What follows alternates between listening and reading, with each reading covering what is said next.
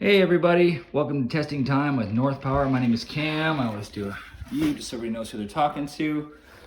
We have a Cummins 100 kilowatt, born in 2010. If you ever want to know the age of your unit, look at the first letter. That's the letter of the month. So January, February, March, May, June, July, A, B, C, D, E, F, G, H, I, J, K. So it's November of 2010. Now, your generator, the controller on this guy is quite awesome. Love Cummins and love the power command controllers. So what you have is your main screen here. And before we dive into what we're doing and how to test your generator, I just want to show you guys to get to the hours, because a lot of the time every month, for those that have this kind of generator on a commercial site or an apartment building or a care home, they need to know the hour meter and how to get to it, and also some of their basic parameters, so that they can record it down in a logbook for not only their insurance company. This is a chicken farm, so your insurance company, your boss or your supervisor, for liability reasons. So on this guy, this is your main screen. It's hard to see, it's a little bit blurry in here because of the phone and the light. But anyway, so you come over to this button. Each one of these little arrows is pointing to one of these white squares. So you're gonna have more. So you click on more, and then it says history, click history, and then it gives you a whole menu of stuff. You can scroll up or down, and this one gives you one direction down, and there you are right there. Engine hours, 181.8 hours. You can scroll down, it gives you control hours, kilowatt hours, gives you engine hours, all sorts of stuff. So that being the basics on how to get to the controller, you have three settings. You have manual and you have off. Now, if you guys have a light or a reset and you're not sure what it was, and maybe it's fixed itself or whatever, make sure that if you're in auto and it's on, if you press fault acknowledge / reset, it won't work. You actually have to turn it right to the off position, or sometimes the manual position, and press fault acknowledge / reset. Also, you have a panel lamp light test. I always tell everybody to test your panel lamp lights. You see how they're going in sequence there.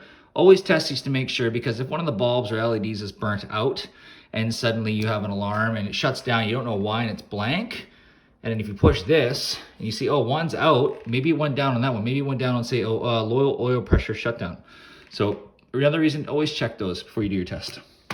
So we're in auto. That's the normal position. That's the position you always want to be in with this generator, especially for when the power goes out. If you're in the manual or the stop position, because you were manually running it, or for some other reason you had it off, to change a battery, do not forget to put it back in auto. It will not start when the power goes out.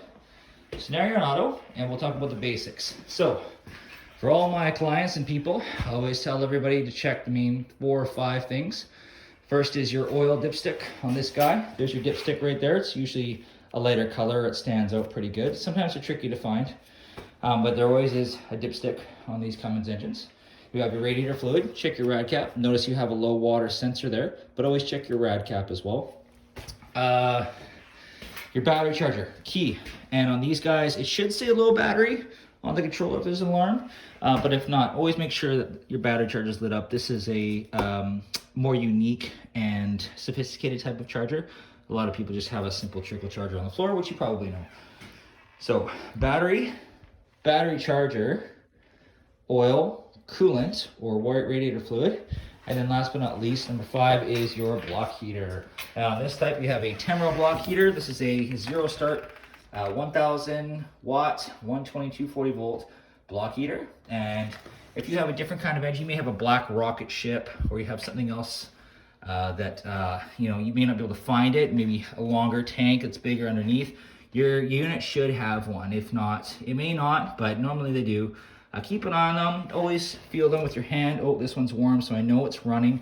If it's completely off, check your where it's connected to. If it's connected to a plug, check your breaker. Maybe it tripped. But for the most part, before you start, you want to make sure you have a warm engine block. You want to make sure you have oil in the engine, coolant in the radiator, your battery charger is working, and now we can test and start and run. This is not a transfer test. This is a simple manual demonstration of how to start it manually. I'm simply showing you guys the controller. We'll do a transfer test in separate videos on how to operate transfer switches. But this guy will show you how to start it manually. And I hope this fault acknowledge reset thing, do you remember that? Because sometimes, you know, other people, or for you other technicians that are out there, and you're like, you know, how do I, you know, this thing won't go when I put it in auto, what's going on?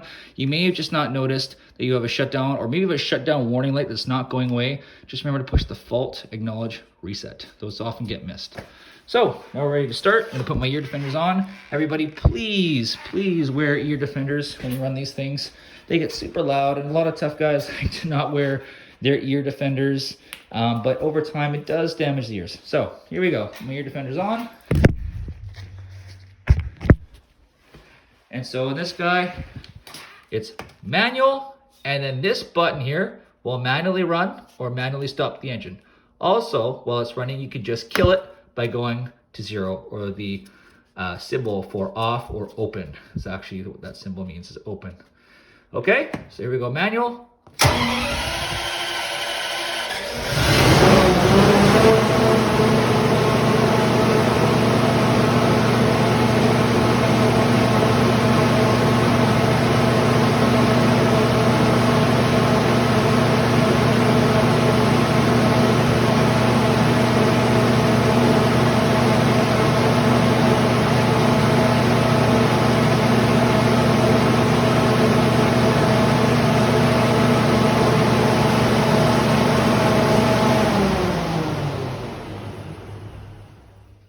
Notice that it says not in auto.